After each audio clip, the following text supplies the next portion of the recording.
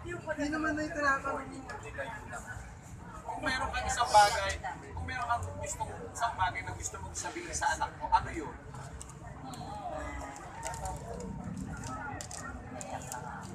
Kuya boy. Ako yung gusto ko Okay sabihin. lang yan, okay lang. Natural lang. Masakit talaga. Pero, ayoko na magsalita. Pero, Happy birthday na. Happy birthday. happy birthday to me. Happy birthday. Alam niyo ba? Happy birthday to you! Ayoko na magsalita. Baka sabihin na naman kasi no. Di ba? Sa totoo lang, bakit ka maiiyak? Kasi, totoo ka. Di ba? Hindi naman ako naiiyak ng ano eh. Hindi ako artista, singer ako. Hindi, kung may sabihin ako sa anak ko, hindi ko na kailangan ko sabihin sa inyo. Alam yun at ramdamin mo. Pero, wala, yun lang talaga wish ko.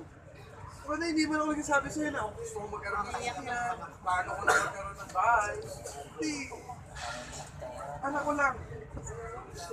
Hindi lang. And, masaya naman ako, kahit wala, gusto ko matay, okay lang.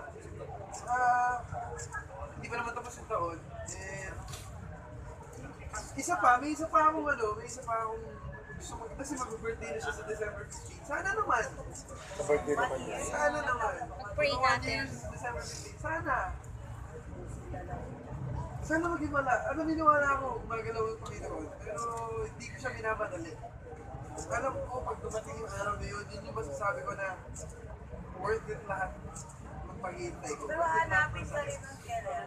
Actually, may mga times daw na nagsasabi siya ni Daddy.